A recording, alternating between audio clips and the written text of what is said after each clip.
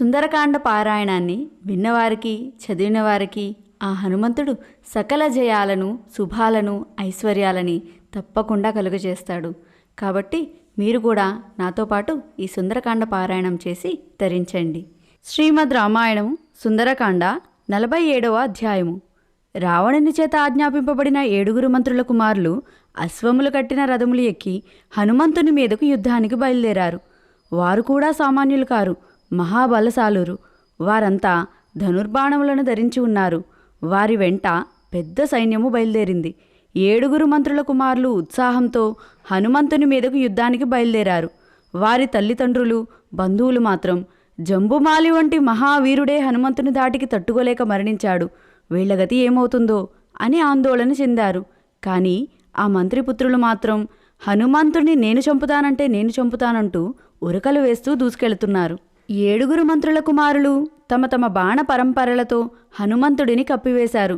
ఆ బాణవర్షంలో తడిసిపోయాడు హనుమంతుడు. కానీ ఒక్క బాణం కూడా తనకు తగలకుండా వేగంగా గిరగిరా తిరుగుతూ తప్పించుకుంటున్నాడు హనుమంతుడు. మంత్రి కుమారులు ప్రయోగించిన బాణములన్నీ వృధా అయ్యాయి. హనుమంతుడు అర్భకులైన మంత్రి కుమారులతో ఆడుకుంటున్నాడా అన్నట్టు ఉంది ఆ యుద్ధం. తరువాత గట్టిగా అరిచాడు హనుమంతుడు.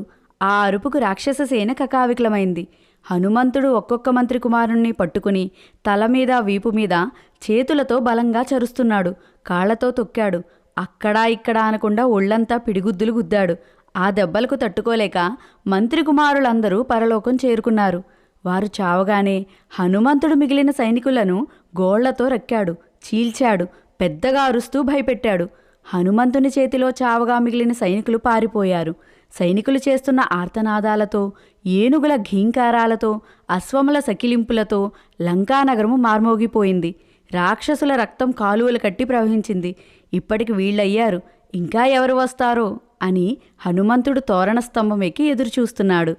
శ్రీమద్ రామాయణము సుందరకాండ 47వ అధ్యాయం సంపూర్ణము.